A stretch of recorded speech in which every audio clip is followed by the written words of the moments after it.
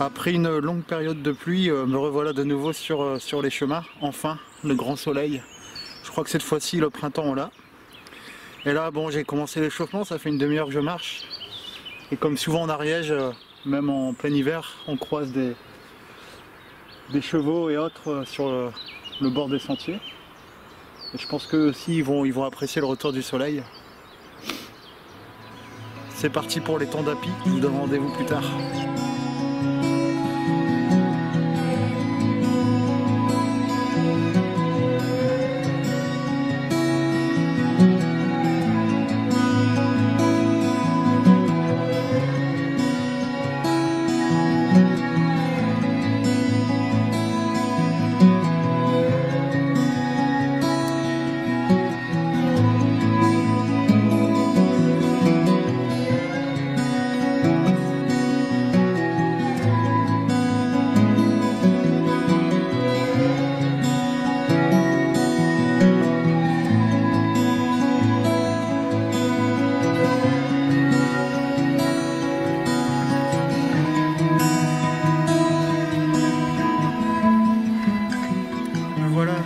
L'ascension de l'étang d'Api, l'échauffement est passé, là je suis dans le dur de l'ascension.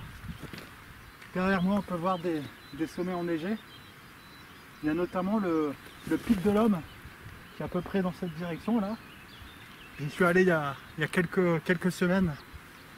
C'était bien enneigé, j'avais été bloqué, c'était en vallée d'Oriège, donc c'est dans le secteur d'Orlu en fait. C'était précisément en vallée d'Orgex. Et puis on peut voir aussi le château de Lorda plus bas. Donc c'est un château fort qui a abrité pendant quelque temps les Cathares.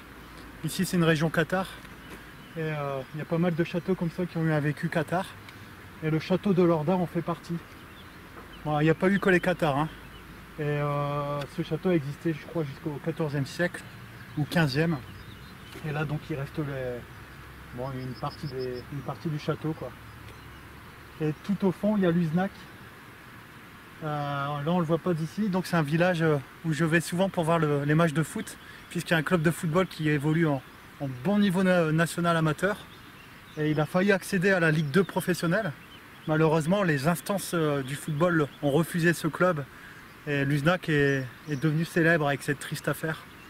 Donc un club aussi attachant, un club de football rural, hein, c'est un club de village. Et c'est incroyable qu'il ait mérité d'accéder à un niveau professionnel en Ligue 2 quoi. Donc Lens aurait pu jouer ici. Enfin voilà, le soleil est toujours là, toute la journée ça va être comme ça, plein soleil, ciel bleu. On entend toujours les oiseaux, même si là ça y est, ça se dégarnit, il y a de moins en moins d'arbres. Ça va être à découvert. Et j'espère arriver au lac tranquillement parce que je crois qu'il y a un peu de neige plus haut. Mais bon, ça ne devrait pas non plus être trop corsé. Et, je vous dis à plus tard.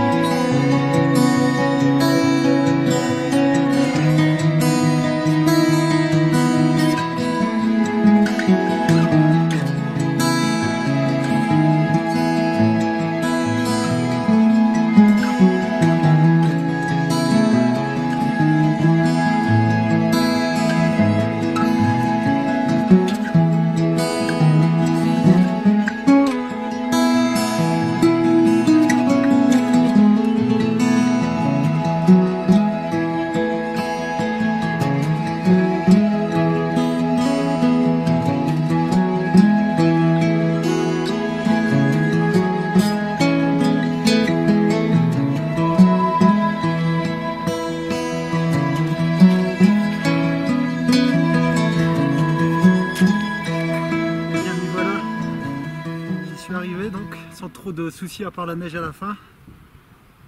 Le lac d'Api. J'y ai campé en septembre dernier, de retour de vendange. Et là c'est changement de décor et c'est vraiment superbe. Au fond on peut voir, alors là on voit peut-être mal à l'image, mais à l'horizon il y a le massif de Bassiès. Et il est situé en fait juste à côté, enfin pas loin, du massif de Montcalm et du pic d'Estat. Et derrière c'est l'Espagne en fait. Il y a notamment le parc Alt Pyrénéou, un parc naturel, et là-bas il y a beaucoup d'ours je crois. En tout cas il y a quelques ours. Donc le décor est splendide. C'est dommage que je sois arrivé un peu tard là parce que je vais pas pouvoir rester très longtemps. Mais c'est vraiment une bonne surprise. On n'est plus en plein hiver mais il y a encore un bon décor neigeux et c'est franchement c'est stimulant. Et c'est calme.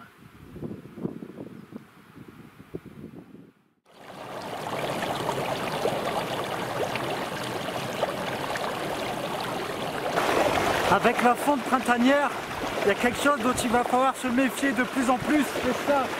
Encore là, c'est un ruisseau. Ça va, c'est pas trop craignos. Mais à d'autres endroits, c'est des grosses crevasses.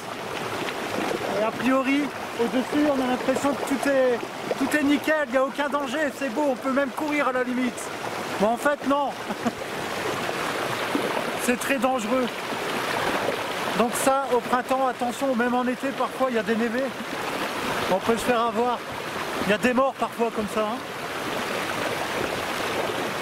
Donc il ne va pas falloir trop se faire griser par la beauté de la transition printanière vers l'été avec la neige restante. Parce que c'est très beau, ça a l'air très doux, mais avec la fonte, ça peut être très dangereux. Un bel exemple. En tout cas, le bruit du torrent, c'est quelque chose aussi. Hein. Ça, c'est très bon, notamment quand on fait du camping. On revit là.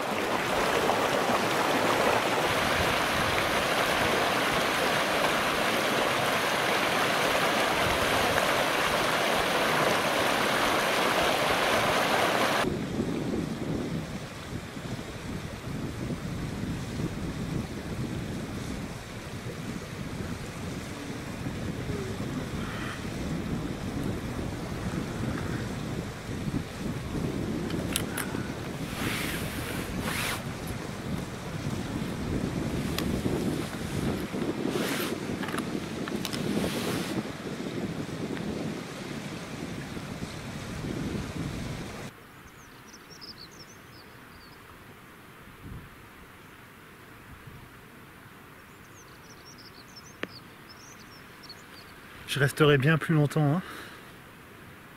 Mais histoire de ne pas courir dans la descente, je vais reprendre la route très bientôt pour pas rater le dernier train. Parce qu'aujourd'hui il y a des trains, il n'y a pas grève. Mais bien entendu la grève va reprendre bientôt. Et heureusement elle est très suivie ici en Ariège. D'ailleurs la seule ligne de train là, qui traverse l'Ariège est menacée. Hein. Elle pourrait s'arrêter à Foix, ce qui veut dire que on pourrait plus trop aller en montagne avec le train. Ce serait que des bus, la pollution, etc. Donc d'un point de vue usager, voilà pourquoi aussi ce serait bien de se joindre aux cheminots actuellement grévistes. Mais bon, jeudi il y a une grève, il y a aussi une manif, peut-être d'autres choses. Donc bien sûr j'irai rejoindre le mouvement. Il fera beau et il faudra renoncer à la montagne, mais bon, on ira au mouvement.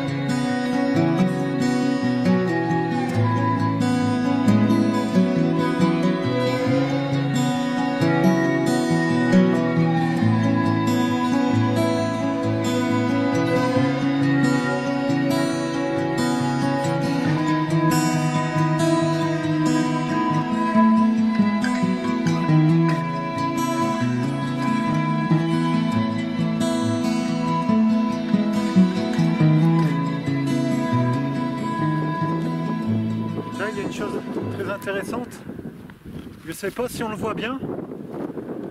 Alors il y a le village de Luznac, là, plein axe tout en bas.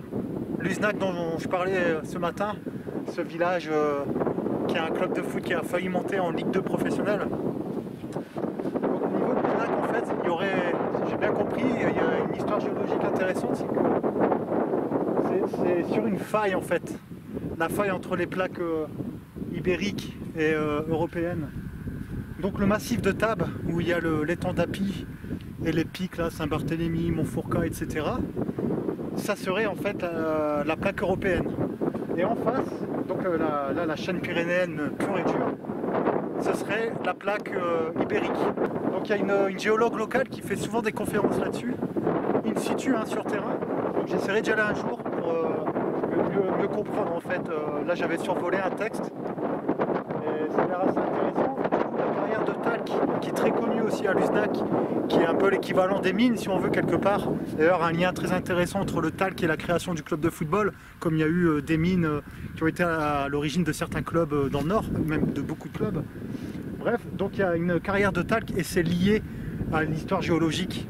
Donc, alors après je connais pas les détails et parfois c'est assez pointilleux, scientifique, mais il y a une géologue donc, qui vulgarise ça et ça peut être intéressant d'y assister un jour et je le filmerai sans doute si j'y assiste.